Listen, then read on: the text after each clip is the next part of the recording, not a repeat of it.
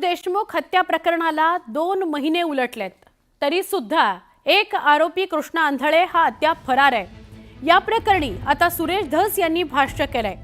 आरोपींना फाशीची शिक्षा होईपर्यंत आम्ही काही शांत बसणार नाही असं धस म्हणाले। दरम्यान धनंजय मुंडेंच्या राजीनाम्याबाबत राष्ट्रवादी काँग्रेसचे नेतेच निर्णय घेतील। राजीनामा घ्यायचा की नाही याबाबतचा निर्णय राष्ट्रवादी काँग्रेसच्या नेत्यांच्या हातात आहे।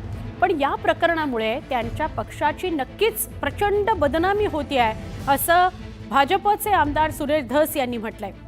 दुसरीकडे त्यांनी मंत्रिपदापासून दूर व्हावं अशी मागणी हे त्यांच्याच पक्षाचे नेते आणि आमदार करतायत। प्रकाश सोळंकेंनीही हीच मागणी केली आहे, मात्र मी स्वतः त्यांचा राजीनामा मागितलेला नाही असं सुरेश धस यांनी म्हटलं।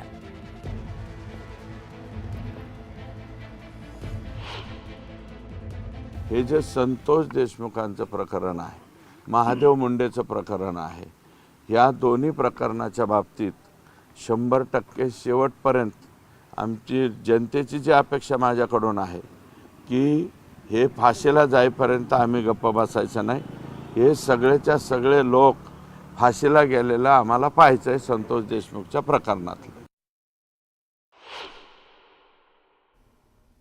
पण माझं मत असं आहे की त्यांचा राजीनामा घ्यावा किंवा नाही घ्यावा हे सर्वस्वी माननीय अजितदादा, प्रफुल्लभाई पटेल आणि त्यांच्या पक्षाचे प्रदेशाध्यक्ष श्री सुनील तटकरे यांच्या हातामध्ये आहे। यांनी जर मनात आणलं तर त्यांचा राजीनामा तातडीने होऊ शकतो। आणि आमचं काय आहे, त्यांच्या पक्षाची प्रचंड बदनामी होते ना, त्यांचा पक्ष रॉंग बॉक्समध्ये चालला आहे, आम्ही तर पॉझिटिव्ह बॉक्समध्ये चाललेलो आहे।